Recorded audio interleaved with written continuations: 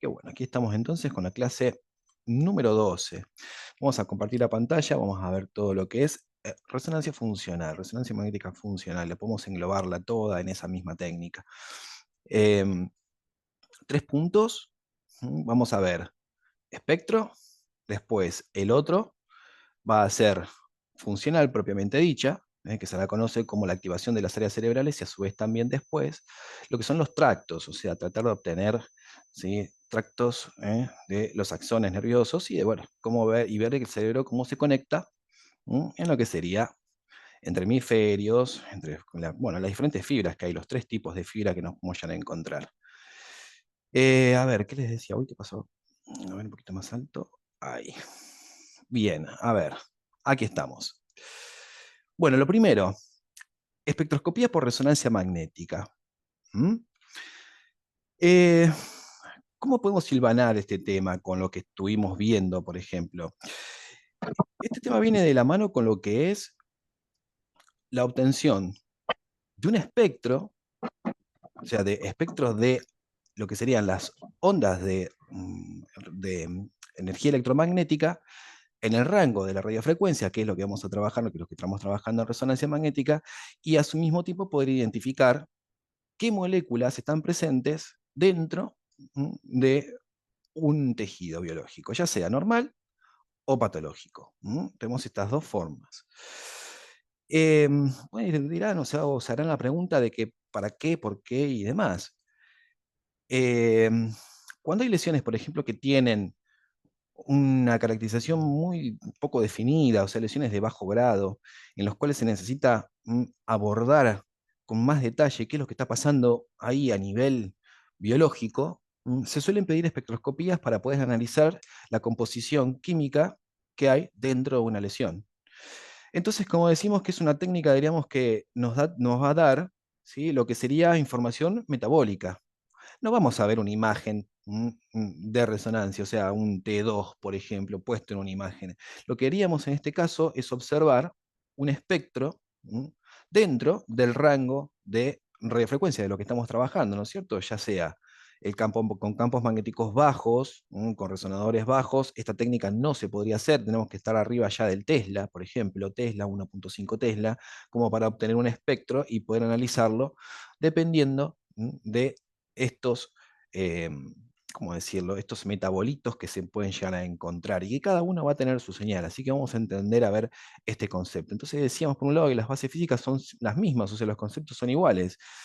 Va a haber resonancia de hidrógenos, por un lado, campos magnéticos y radiofrecuencia, pero no vamos a codificar esa señal en forma espacial, o sea, no vamos a poner puntos con señal o con bajo señal, sino que vamos a obtener un espectro. Entonces, muy, muy importante este concepto de lo que da el campo magnético químico. Ya sabemos que el campo magnético químico tiene una importancia tremenda cuando, por ejemplo, queríamos decantar una lesión vieja o un sangrado viejo crónico. Ya veíamos un vacío de la señal en la imagen, en ese cerebro. ¿Por qué? Porque hay presente, en este caso, hierros que se concentran en una parte de ese tejido, que hace que mm, percibe un campo magnético diferente. Entonces, por lo tanto, al percibir un campo magnético diferente, estos no van a resonar. O sea, toda la energía que nosotros mandamos, los hidrógenos están en otra, no lo sienten. Entonces, por lo tanto, no resuenan, no hay devolución de energía, por lo tanto, no tenemos un punto de señal.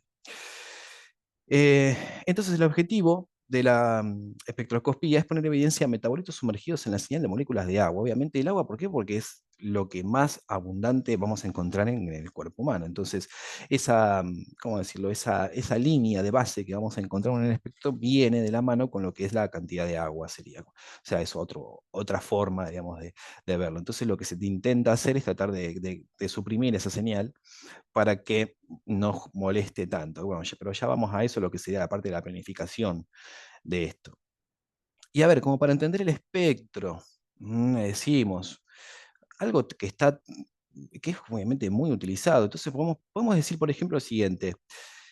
em, Tenemos diferentes elementos químicos. Y esos elementos químicos, en el caso nosotros los podemos quemar.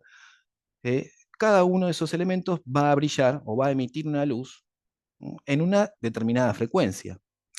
¿Qué sabemos nosotros? La luz blanca se descompone lo que sería el arco iris, ¿no es cierto? Lo que estamos viendo acá, más o menos, ¿no es cierto? El rojo podemos ubicarlo como que es lo menos energético que va a tener el espectro de luz visible.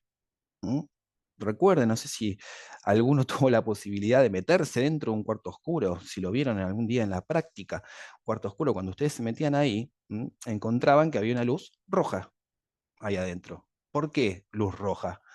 Porque tenía esta facultad de poder mostrarnos qué es lo que hay dentro de un ambiente oscuro, o sea, ver algo, aunque sea poco, pero verlo, pero no es lo suficientemente energética como para poder velar la placa. Entonces se utilizaban este tipo de luces, que son se utilizaba, no, porque se utiliza, porque no podemos decir que ya no que esté en desuso, pero se utilizan luces rojas porque no ven a la placa, pero nos sirven a nosotros para poder orientarnos ahí adentro, ¿no es cierto? O sea, de estar ahí, cambiar la película, pasarlo por la reveladora y demás. Entonces, a medida que va aumentando la energía de ese espectro de luz visible, va cambiando el color. Nuestro ojo lo percibe con cambios de color, hasta que llegamos a lo que sería el violeta, ¿no es cierto? Ya cuando pasamos ese espectro, ya no es más luz visible, comienza a ser lo que es ultravioleta, A, B y C. Sí, la C ya es radiación ionizante, o sea, tiene la capacidad de ionizar. Y después ya, bueno, vendrían los rayos X. Entonces, como les decía, cada elemento va a emitir una luz diferente, pero a su vez también cada elemento lo que va a hacer es absorberla en el rango de la frecuencia que está emitiendo en este caso. A ver, ¿cómo podemos decir? ¿Cómo vamos a hacer un ejemplo? ¿Cómo sabe un físico, un astrónomo o lo que sea, en la composición de la atmósfera de un planeta, por ejemplo? Dice, bueno, acá en ese planeta hay este y este elemento dando vuelta en esa atmósfera. Porque lo que hacen es justamente observar la luz que proviene del Sol, atraviesa esa atmósfera, y cada uno de los elementos lo que va a terminar dejando es una absorción, o sea, una rayita en algún lugar de todo ese espectro, indicando que hay un átomo diferente a otro, o a una abundancia de un átomo en particular, o a su vez también hay diferentes tipos de átomos que componen esos gases. ¿Por qué? Porque absorben la energía en un determinado rango. Acá va a pasar exactamente lo mismo, pero no estamos hablando de luz, no estamos hablando de lo que sería un espectro de colores sobre los elementos químicos, cómo cambian de colores, sino que lo que vamos a hacer acá es algo similar, pero con resonancia. Dentro de un espectro, o sea, dentro de un ancho de banda de energía electromagnética en el rango de las radiofrecuencias, va a haber metabolitos que van a resonar y nos van a dibujar lo que es un aumento de la señal. Y eso va a venir de la mano cómo se arma, o sea, cómo está estructurada esa molécula. Por línea general, cuanto más grande esa molécula, más rangos de energía va a tener, o sea, va a resonar a una frecuencia determinada. Por eso se mandan dentro de lo que es la frecuencia de resonancia central que impone el campo magnético, se manda un ancho de banda. ¿Sí? Porque sabemos bien que dentro del centro del campo magnético se concentra toda esa potencia magnética, pero a medida que nos íbamos alejando del centro, disminuía. Entonces, al disminuir, estos hidrógenos sienten otro campo magnético, por lo tanto, la frecuencia va a ser diferente. Entonces, se mandan justamente anchos de banda para identificar qué moléculas, en este caso, resuenan por cómo están armadas y estructuradas estas mismas. Entonces, en resonancia sucede lo mismo, pero la diferencia radica que la frecuencia impuesta por el campo magnético y el apantallamiento electrónico genera una diferencia pequeña de frecuencias dentro de la frecuencia general impuesta por el campo magnético. Cuando hablábamos de que estos elementos con sus electrones ahí dando vuelta absorbían un rango de energía determinado en el caso de luz visible, podemos decir también que acá va a pasar lo mismo. ¿Qué quiere decir el apantallamiento electrónico? ¿Sí? Que los electrones, que son esa carga en movimiento, que ya sabemos bien, que van a hacer se opone al campo magnético. Entonces va a restar un poquito la intensidad de ese campo. Entonces, al oponerse al campo, la sumatoria de todos esos electrones que componen una molécula dejan su impronta dentro de un ancho de banda. A ver, entonces, pasamos para la otra parte. Entonces, efecto o apantallamiento electrónico capaz de atenuar, ¿sí?, estas ondas que vienen, las absorben. Entonces, los desplazamientos de frecuencia son pequeños en comparación a la resonancia, digamos, a lo que es la frecuencia central. Esto nos está diciendo de que al ser pequeños, fíjense, por ejemplo, desplazamiento de frecuencias de 100 Hz, vamos a decir 100 Hz dentro de la frecuencia central, la resonancia, que pueden ser millones. ¿Sí? Porque si tenemos 1.5, estamos hablando, bueno, habría que hacer el cálculo, ¿no es cierto?, de cuántos hertz nos da o cuántos megahertz nos da. ¿Mm? Este corrimiento que puede llegar a haber para un lado o para el otro, son muy, muy pequeñitos comparación al campo ese magnético enorme que tenemos ahí. Entonces, ese desplazamiento químico o ese apantallamiento magnético producto de los electrones se expresa en ppm, que es partes por millón. Porque estamos justamente con algo muy, muy grande que queremos identificar algo muy, muy pequeñito. Entonces son medidas muy, muy pequeñitas. Y aquí lo que se expresa en la imagen va a ser más o menos esto. Dependiendo de cómo son las moléculas, vamos a encontrar picos en los cuales estas moléculas resuenan, o sea, absorben y devuelven energía. De cómo se van armando, dependiendo obviamente de la cantidad de hidrógenos presentes dentro, bueno, de esta estructura. Ahora viene lo que es los análisis de espectro en sí mismo y cómo sería la programación de esto. Por primera parte, esto no lo van a encontrar como un estudio suelto, o sea, no van a encontrar resonancia magnética o espectro de cerebro, qué sé yo. No, no lo van a encontrar así, lo van a encontrar con un cúmulo de estudios. O sea, van a encontrar un cerebro, seguramente, después van a encontrar una parte también de ese cerebro que van a tener que estudiar y a su vez también algún tipo de región más. ¿Por qué? Porque se trata de evaluar, digamos, la mayor cantidad de información posible. Acá, por ejemplo, en este caso, bueno, no, estamos hablando de un cerebro, puede ser también hepático. Los espectros también se van para el lado del hígado. Entonces, importante esta comprensión. Aquí tenemos un ejemplo que es también gráfico, ¿no es cierto? Estamos viendo un axial que es FLAIR. Y acá lo que estaríamos viendo son dos cuadraditos pequeñitos, uno dentro de la lesión y el otro contralateral en tejido sano. Esa es una de las formas de obtener un espectro, digamos, de patológico y contralateral no patológico, o sea, normal, de tejido normal. ¿Para qué? Para justamente comparar uno sobre el otro. Siempre esa palabra también comparativa viene muy, muy de la mano de resonancia. No falla. Eh, Después, ¿qué tipos de espectro pueden llegar a utilizar? Está lo que es el monovoxel o voxel único, que es el ejemplo que estamos viendo aquí. ¿Mm? O también están los que son los multivoxel, que es toda una cuadrícula dentro de la anatomía, por ejemplo. Imaginamos que esto sería toda una cuadrícula de 10 por 10, por ejemplo, y cada uno de estos va a tener un espectro para analizar. La función, a ver, lo que termina pasando en la práctica es que cuando hay agua, o sea, abundante líquido, el espectro se ve bastante alterado, es difícil obtenerlo.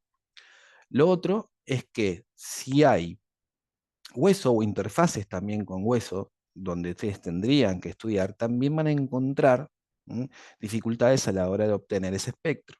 Entonces, por lo general se utilizan lo que son los voxeles únicos, o sea, uno solo y contralateral por el otro.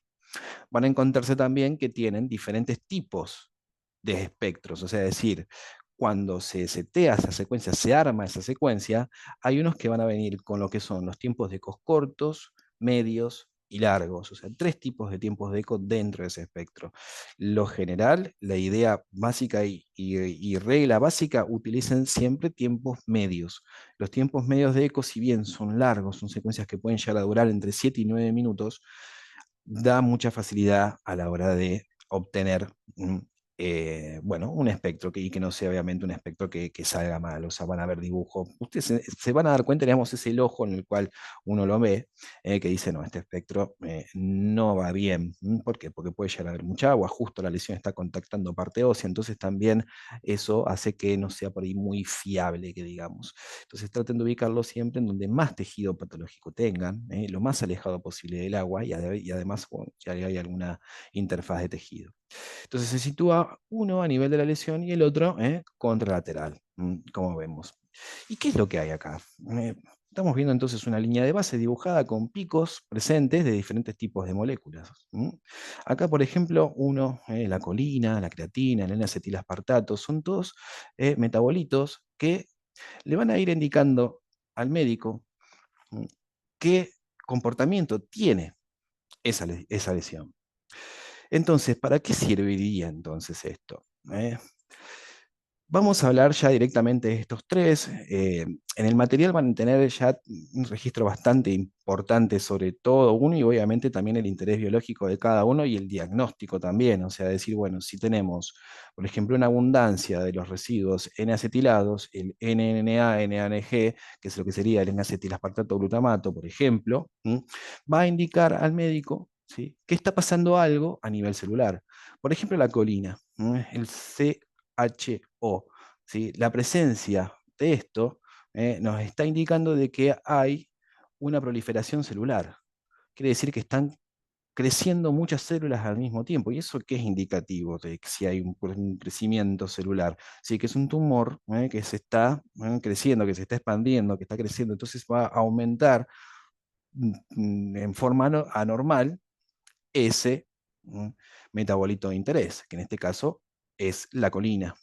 Entonces la presencia o la ausencia de alguno de estos metabolitos indica algún tipo de patología. Otro, ¿sí?, lactato, por ejemplo, estados hipóxicos y anóxicos, o sea, cuando falta, digamos, oxígeno en alguna región de lo que estaríamos estudiando.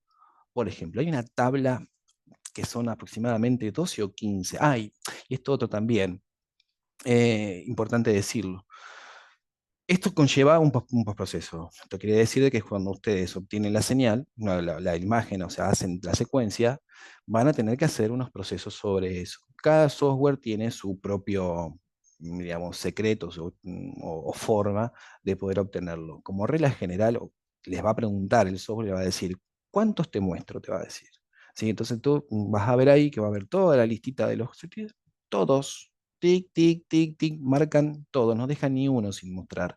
Y lo que ustedes pueden lo que hacer es aumentar ese espectro y mostrarlo solamente en una parte, pero marquen todos. Si ustedes no saben bien cuál poner o cuál no, todos, y lo mandan. Eso es lo otro también, porque a veces eligen algunos, yo y por ahí falta uno, y ese uno que falta le daba también un dato más, y resulta que el estudio ya no estaría sirviendo. Em, a ver, vamos a ver aquí, por ejemplo, tenemos uno, lo que sería contralateral, y a la lesión, sano y patológico. Entonces acá vemos que justamente tiene el patológico un aumento de la colina. Ese entonces, ¿qué nos decía? Que si había un aumento de la colina, que estaba creciendo muchas células al mismo tiempo. También había una disminución del N-acetilaspartato con respecto al normal. Entonces, el uso de este tipo de técnica es para justamente poder observar a nivel bioquímico qué es lo que está pasando dentro de una lesión en la cual no se puede caracterizar. Esto que están viendo acá es algo medio grosero, no son de este tamaño los voxeles, diríamos, pero es una forma, digamos, de ponerlo como para que vean, ¿cierto? Tejido sano y tejido contralateral, siempre uno y el otro. ¿Cuál van a elegir? Tiempos medios, ni cortos, que van a ser secuencias mucho más rápidas, mucho más lindo, ni largos, que se van a ir a secuencias a 15, 20 minutos, que obviamente no sirve. Entonces, la utilidad de la obtención de espectros en una lesión de difícil caracterización ayuda a diagnosticar con más precisión, establecer el grado de la lesión y su comportamiento para un diagnóstico preciso. Entonces, ¿a qué apunta esta técnica? A los metabolitos dentro de una lesión, que aportan diferentes datos para establecer el comportamiento y obviamente también cómo va a venir después el tratamiento sobre esa patología. Bueno, dicho esto, a ver, vamos a lo que es funcional ya. A ver, como para o sea, como hacer todo un englobe de esta técnica, porque lo que va a apuntar ¿m? Es la obtención de imágenes del cerebro y a su vez también de esas imágenes dónde o qué regiones del cerebro se activan dependiendo de un estímulo externo. Ese estímulo externo puede ser motricidad por un lado, cognición, procesos afectivos, bueno, lo que sea, movimientos de la mano. A veces se intenta entrenar al paciente antes de que haga este tipo de estudios, como para obtener justamente un ida y vuelta bastante más fácil, pues son estudios muy largos. Esto es lo que vendría a ser, por un lado, lo que es la neuronavegación, que se utilizan todas técnicas de lo mismo, que van a hacer hincapié en lo que es la activación de la corteza cerebral y poder ver en tiempo real qué parte del cerebro se activa cuando hay algún tipo de estímulo externo, ya sea movimientos, sea visión, sea cognición. Cada uno de estos, ¿cómo decirlo? Paradigmas, podemos decirles, ya sea apuntado hacia lo que es motor o lo que es apuntado hacia visión, se eligen y se tiene que emplear cada uno de estos con cuidado, porque no, solamente, no todos los pacientes responden igual y además también que no responden igual, no solamente un área del cerebro se activa cuando hay algún proceso, por ejemplo, cognitivo, se prende todo el cerebro. O sea, pasa que se trata de identificar áreas que se activan porque va a venir de la mano con lo que es una planificación neuroquirúrgica después. Pero bueno, antes de decir eso, vamos a hablar de lo que es el contraste Bold, las secuencias Bold. Se las denomina de esa manera, porque es Progressive Origination Level Dependent. O sea, ¿qué quiere decir esto? Que cuando el cerebro realiza una actividad X, ¿m? Va a pasar que aumenta sus requerimientos de energía y de oxigenación. Obviamente necesita oxígeno y energía para que procesar todo eso que está pasando, ¿no es cierto?, en el cerebro. Entonces, si hay sangre que está fluyendo hacia un lugar y se concentra en un punto, de alguna manera la resonancia magnética hace que ¿eh? se pueda barrer ese cerebro, poder identificarlo, haciendo imágenes y aprovechando justamente lo que son los desplazamientos químicos, algo muy parecido a lo que veníamos hablando anteriormente. ¿Por qué? Porque la presencia de hemoglobina hace que, como la presencia de hierros, baje y disminuya la señal dentro de un estudio, ¿no es cierto? Dentro de un cerebro en general o dentro de esos cortes, por ejemplo. Cada área de activación del cerebro correspondiendo a un estímulo diferente va a traer un requerimiento energético, por lo tanto va a haber un flujo de sangre aumentado, por lo tanto va a haber una disminución de la señal con respecto a tejido normal o que no se está estimulando. Entonces este contraste, que es un contraste intrínseco, que vamos a utilizarlo porque es la propia sangre, hace de que se pueda obtener en tiempo real cómo el cerebro se prende y se apaga, vamos a decirlo, de la mano con algún tipo de estímulo externo, ya sea visual, auditivo y lo que sea. Acá les decía esto, justamente se debe considerar un entrenamiento previo. Es una forma fácil de poder decirle al paciente qué es lo que tiene que hacer ahí adentro. Las bobinas van a tener un espejito, eso ya lo habíamos hablado también, donde se proyectan imágenes. Esas imágenes pueden ser de diferentes características.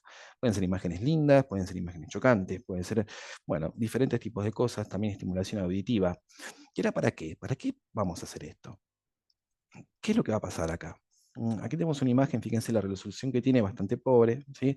Y vemos lo que sería la parte de la activación en este corte que vemos aquí, ¿sí? Se activa esa parte, el surco, bueno, central izquierdo, movimientos de la mano derecha. Entonces, si hay un paciente que tiene, por ejemplo, un blastoma, un glioblastoma en el cerebro que está saliendo y hay que operarlo. Se va a intentar primero que el margen de resección de esa lesión sea el menor posible, porque van a querer sacar la menor cantidad de cerebro sano, ¿no es cierto? Para conservarlo lo mayor que se pueda de tejido normal. Entonces, lo que se intenta con esta técnica es tratar de predecir cuál va a ser la resultante o el resultado de la cirugía de ese paciente, ya sea exitoso o no, en el sentido de que si se cura o no, no importa, pero cuál va a ser las secuelas que va a tener y qué funciones va a tener comprometidas ese paciente. Para obviamente de que es después reentrenarlo, o sea, hacer lo que sería todo lo que es recuperación, o bueno, rehabilitación, ¿no? Porque el cerebro tiene esa plasticidad. O sea, cuando hay una lesión, de alguna forma se intenta comunicarse de vuelta, pero ¿qué pasa? Hay que estimular toda esa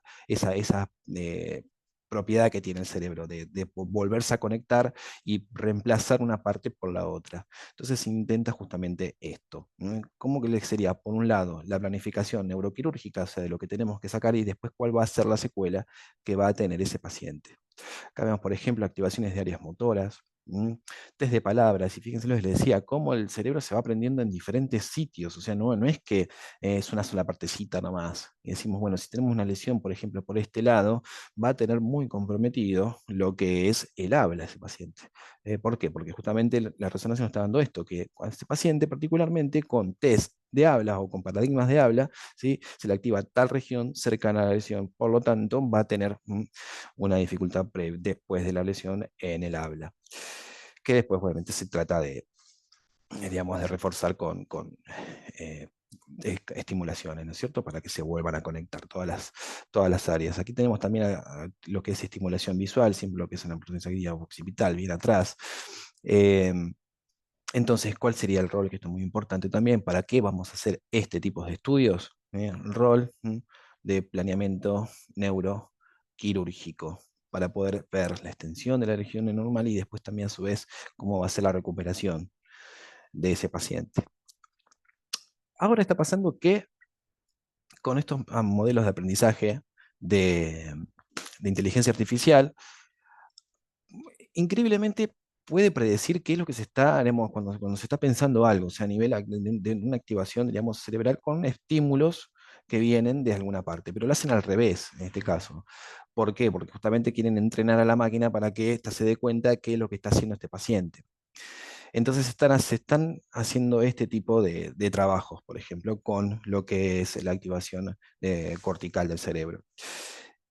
Es decir, uno decía, bueno, pero ¿qué va a pasar dentro de tantos años? ¿Nos van a leer el pensamiento, diríamos, con una resonancia magnética? Y la respuesta sería que no, porque habría que entrenarlo justamente a ese paciente para que haga determinada función y a su vez también a la máquina que se entrena así dependiendo de cómo viene ese paciente. Entonces no sería, digamos, una transmisión de pensamiento o de algo, digamos, porque por cada área que se activa, ¿no? Pero fíjense el alcance que puede llegar a tener esta técnica que hace que un software o una máquina pueda predecir, o sea, dependiendo de cómo se activa el cerebro, qué es lo que se está pensando o qué es lo que está pensando ese paciente. Entonces, las implicancias a futuro pueden ser ya, o sea, tremendas, vienen muy de la mano con lo que vimos también sobre ética, lo que vemos con los pacientes con deterioros cognitivos, por ejemplo, y demás, hasta dónde llegarían las técnicas para poder predecir una enfermedad o a su vez también predecir qué es lo que está pasando en tu cabecita y que te la puedas ver.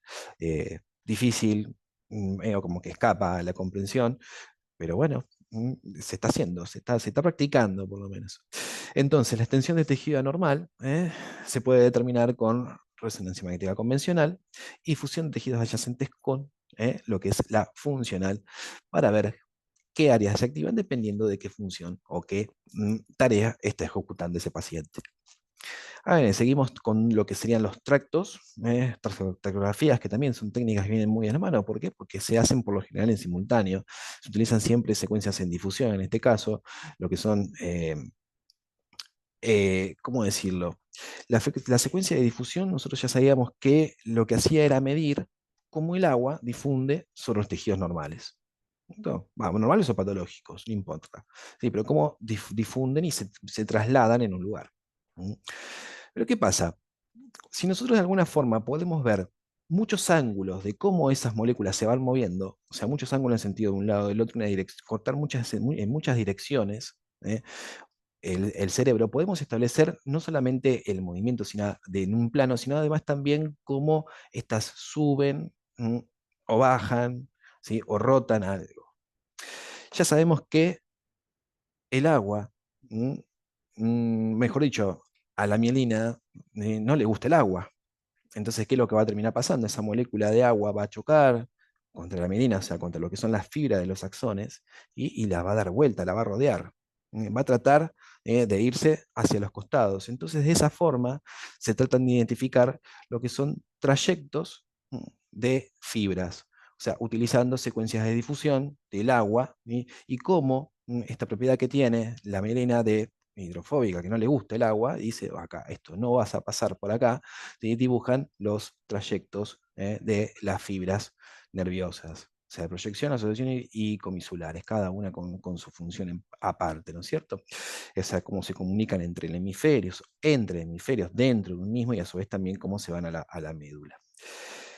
Em, ¿Cuál va a ser la función de este tipo de estudios? O sea, ¿cuándo te van a pedir una tractografía? Para también lo que es planificaciones neuroquirúrgicas. Van a venir siempre de la mano, una y la otra. O sea, no van a atender por un lado, haceme esto para después lo otro. No, van a venir siempre de la mano. ¿Por qué? Porque justamente si hay un área con una lesión en la cual se está activando, ¿sí? Se intenta saber cómo se conectan esas áreas, también qué tipo de repercusión va a tener donde se activan a otro tipo de áreas. Entonces se busca justamente entender la conexión de ese cerebro. Y lo que se está intentando también hacer ahora, digamos, es que está una técnica nueva. En realidad, no es que es una técnica nueva, es una técnica que ya tiene su tiempo, pero lo que se intenta hacer ahora es mapear todo el cerebro, o sea, sacar toda una conexión entera de ese cerebro. Lo que pasa es que es prácticamente imposible. O sea, por más señales que tengas, por más cantidad o potente que pueda llegar a ser ese campo magnético y demás, o sea, es tanta la cantidad de conexiones que hay entre las neuronas y demás, que es prácticamente imposible, diríamos, sacarlo, pero lo están haciendo por partes, es una cosa de locos. Hay un estudio que había visto que eh, congelaron un cerebro, lo fueron cortando así en láminas muy pequeñitas y intentaron mapearlo, ¿no es cierto? Eso es lo que serían, lo que son técnicas ya, digamos, que no son en vivo, ¿no es cierto? O sea, son técnicas experimentales que van ya con tejido, digamos, biológico o pacientes muertos, ¿no es cierto? Pero ¿qué pasa? Cuando se hacen resonancias magnéticas de este tipo así, se puede también mapear el cerebro, ¿no? Obviamente no en su totalidad, porque es algo muy grosero lo que estaríamos viendo aquí a nivel micro. ¿M? Pero bueno, es también, yo creo que con los avances que va a haber, o sea que no solamente con las predicciones que puede llegar a encontrar y con los algoritmos que hay nuevos, hace de que esto pueda también llegar a devenir, que se obtenga un mapeo general y total del cerebro. Entonces, lo que decíamos aquí, bueno, imágenes ponderadas en difusión, esa va a ser la técnica de los tractos neuronales, sustancia blanca y sustancia gris, bueno, ya lo que sería parte de la mielina, de cómo la mielina no le gusta el agua, entonces por lo tanto el agua va a rodearla, entonces se genera también ahí, digamos, donde pasa, diríamos, justamente ese cablecito, ¿no es cierto?, que bloquea o obstaculiza el paso del agua. ¿Qué más indica el estudio? Bueno, planificación neuroquirúrgica precisa, en donde los márgenes de resección son muy reducidos. Entonces también estábamos hablando, tratar de conservar la mayor cantidad de tejido, digamos, normal, no esté enfermo, para poder sacar ese tumor y después predecir qué es lo que le va a pasar a ese paciente para después rehabilitarlo. Esas serían las técnicas. Las dos, entonces, con lo que es la activación, por un lado, y después lo que es también la creación de los tractos bueno, de cómo se conecta el cerebro y las áreas del cerebro en sí mismo. Bueno, esta es la parte de la clase de hoy. Interesante porque obviamente tiene muchas cosas más, es mucho más profundo esto, pero a ver, también tenemos ciertas limitaciones. La programación, no les dije, son todos volúmenes, o sea, no tienen que programar mucho ahí que digamos, ¿sí? Se obtienen todas imágenes, las secuencias se llaman DTI, son secuencias en las cuales ustedes van a ver esto que les decía, muchas líneas que van de un lado hacia el otro, tan así, generando todo lo que sería una rosca en el cerebro para poder verlos en diferentes planos y después obtener ese volumen y hacer el postproceso. Pero bueno, a ver si les quedó alguna preguntita o algo que quieran decirme sobre esto, alguna duda. Y ya vamos aquí. Profe, entonces las imágenes son volumétricas y es todo reconstrucción lo que se ve. Sí, todo reconstrucción. Eh, ¿Cómo decirte? No hay, digamos, nada que escape a lo que es un volumen y ese volumen después solamente reconstruirlo. Sobre todo lo que es la tractografía. Y lo que es la parte funcional también pasa lo mismo. ¿Mm?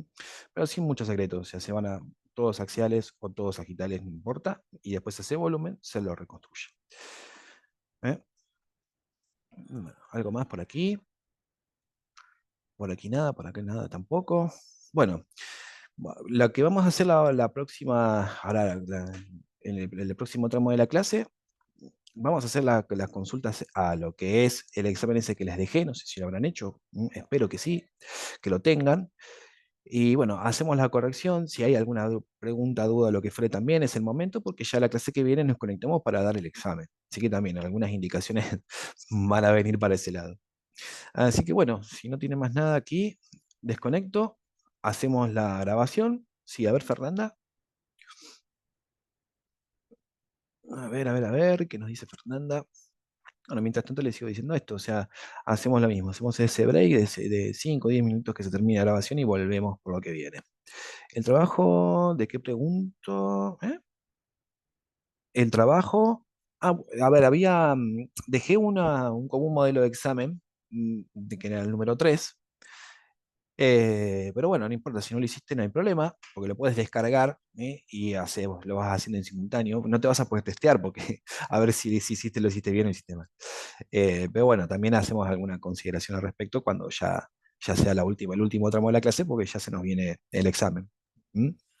Profe, disculpe, yo le consultaba justamente porque tengo el de electricidad y magnetismo y después Ajá, estaba el otro que era de músculo esquelético también, que ya lo presenté. sí, ese Entonces, por eso también. me quedó la duda de cuál era el tercero. El tercero estaba en la clase pasada, no sé si no lo has visto. Estaba en la pestaña de la clase número 11. Pero bueno, no te das problema, Fernanda. Bájalo, descargalo, ¿m? Y ahora en la clase que viene, en estos minutos, lo vemos. ¿Sí? Como te decía, Ah, por ahí bien, no te. ahí lo vi, ¿Lo porque siempre viste? descargo los libros y todo eso y no me Está, di cuenta de que era justamente un está, modelo de... o sea, no hay problema, no es que tampoco haya que presentarlo o algo por el estilo, pero sí la idea que lo tengan justamente como para poder hacer la comparación, a ver, de lo que respondí por sobre lo que después la cual sería la Perfecto. devolución. ¿Eh? Muchas gracias, Pero mil disculpas, profe. no, no, por favor, ninguna. Bueno, desconecto aquí un segundito, vamos con 10 minutos y nos volvemos a conectar para hacer la corrección de eso que vimos. Así que vamos aquí, finalizamos.